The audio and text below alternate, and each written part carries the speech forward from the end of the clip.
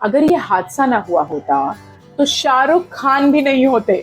कहने का तात्पर्य ये है कि अगर आपकी तकदीर में कुछ लिखा है तो वो आपको मिलकर रहेगा। अगर यूनिवर्स ने आपके लिए कुछ प्लान किया है तो वो आपको मिलने से कोई नहीं रोक सकता। और आज की कहानी भी इसी से रिलेटेड है। तो बात है उस दिन की जब मीर ताज मोहम्मद, जो शाहरुख खान जी के पिता थे, वो अपने कजिन शाहनवाज जी के साथ इंडिया गेट पे अपनी एक रेगुलर वॉक के लिए गए थे। शाहनवाज जी जो एक पॉलिटिशियन भी थे और साथ ही उससे पहले इंडियन नेशनल आर्मी के मेजर जनरल रह चुके थे। तो वो दोनों वॉक के लिए गए थे कि तभी उनकी आंखों के सामने एक टेरिबल कार एक्सीडेंट हुआ। भीड़ इकट्ठी हो गई, वो लोग भी भाग कर गए और तब तक जो ड्राइवर था कार का वो भाग चुका था और कार जो थी वो अपसाइड डाउन पलट चुकी थी।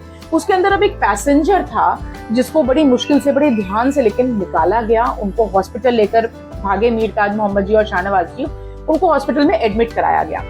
कहीं से इंफॉर्मेशन निकाली और उनके परिवार को भी इंफॉर्मेशन दी गई इस एक्सीडेंट के बारे में। सब चीजें हो गई, एडमिशन हो गया वहां हॉस्पिटल में।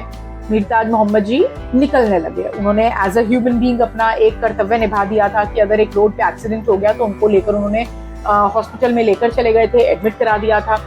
अब वो निकलने लगे कि तभी डॉक्टर आए और उन्होंने बोला कि अर्जेंसी है, इमरजेंसी है। अगर ये जो पेशेंट हैं उनको खून की कमी हो गई है और अगर ये खून अभी के अभी नहीं मिला तो सिचुएशन जो है वो बिगड़ सकती है।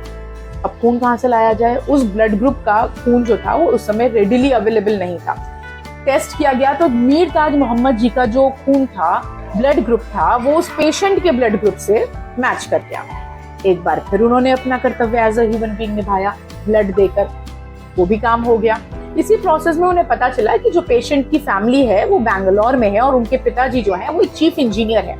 खैर ये सब करा कर वो एक बार फिर निकलने लगे हॉस्पिटल से कि तभी एक और सूचना आई और वो ये कि पेशेंट की माँ जो प्रेग्नेंट थी उस टाइम, 5th टाइम प्रेग्नेंट थी उस टाइम पे, उनका मिसकैरेज हो गया था और उनको भी ब्लड की जरूरत थी जो उस समय वहां नहीं मिल रहा था। तो जो पेशेंट के फादर थे उन्होंने रिक्वेस्ट करी फोन पे मीर ताज मोहम्मद जी से कि क्योंकि आपका ब्लड ग्रुप सेम है मेरी वाइफ से, तो क्या आप इफ एट ऑल पॉसिबल आप बैंगलोर आकर इनको ब्लड डोनेट कर सकते हैं। And again as a human being का कर्तव्य विच ही बिलीव्ड इन, वो दिल्ली से सीधा बैंगलोर पहुंचे और उनको ब्लड डोनेट किया। और इस वजह से अब लिटरली उन तीनों का खून का रिश्ता बन चुका था। यहाँ पर मैं बात कर रही हूँ जिस जो पेशेंट दिल्ली में एडमिट थी, उनका नाम था लतीफ फातिमा।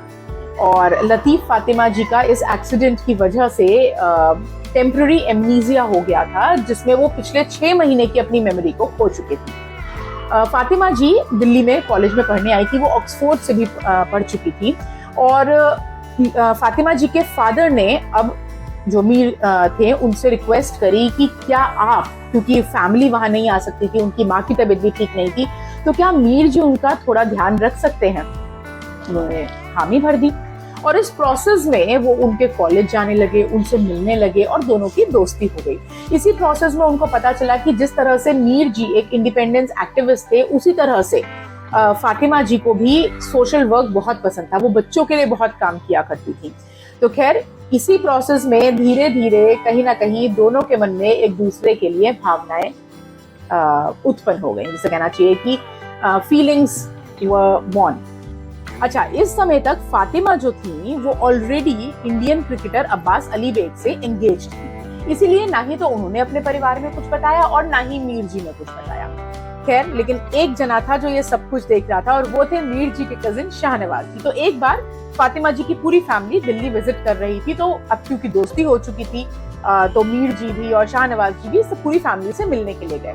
तो उस दौरान क्योंकि नवाज जी को पता था कि दोनों के मन में एक दूसरे के लिए फीलिंग्स है, एटलीस्ट मीर जी के मन में तो है, तो उन्होंने फातिमा जी के फादर से कहा कि आप अपनी किन्हीं एक बेटी से मीर जी की शादी क्यों नहीं करवा देते। And to which he reacted, Fatima ji के father reacted in a very positive way कि हाँ क्यों नहीं, क्योंकि हमें तो मीर बहुत पसंद है। तो खैर उन्होंने उसी समय ऑन दी स्पॉट मीर जी से पूछा कि मीर साहब, आपको अगर मेरी किसी बेटी से शादी करनी हो, अगर कोई बेटी आपको पसंद है तो आप मुझे बताएं, मैं अपनी बेटी से बात करूंगा। उन्होंने कुछ नहीं कहा और सीधा अपनी एक उंगली उठाकर और फातिमा जी की तरफ पॉइंट कर दी। पूरे कमरे में सन्नाटा छा गया। there was pin drop silence and everyone was stunned because उनको लगा था कि मीर जी को तो पता है ना कि फातिमा जी की एंगेजमेंट ऑलरेडी हुई है। So it became a kind of scenario जहां पर कहा जाता है कि the scene was like Dilwale Dulhania Le Jayenge, जहां पर राज ने सिमर की फैमिली को मनवाया था, सिमरन की फैमिली को, उसी तरीके से मीर ताज मोहम्मद जी ने फातिमा जी की फैमिली को मनाया और फातिमा जी की फैमिली भी इवेंचुअली मान गई, क्योंकि उनके नजरिए में अगर फातिमा की जिंदगी किसी ने बचाई थी सही मायनों में तो वो थे मीर ताज मोहम्मद, क्योंकि अगर उस दिन उस हादसे के बाद वो उन्हें हॉस्पिटल ना ले जाते तो शायद फातिमा जी की जिंदगी ना बच पाती। और इसीलिए उन दोनों की शादी तय कर दी गई और दोनों की शादी हो गई 1959 में। 1960 में उस कपल को पहली बेटी हुई और 1965 में उनको एक बेटा हुआ जिसका नाम उन्होंने रखा शाहरुख खान। जी हाँ, ये कहानी है शाहरुख खान के माता और पिता फातिमा जी और मीर ताज मोहम्मद जी। तो इसीलिए मैंने शुरुआत में कहा था कि अगर वो हादसा ना हुआ होता तो शाहरुख खान भी नहीं होते, और इसीलिए डेस्टिनी प्लेड इट्स रोल, क्योंकि अगर वो शादी ना होती तो दुनिया को एक सुपरस्टार शाहरुख खान कैसे मिलता।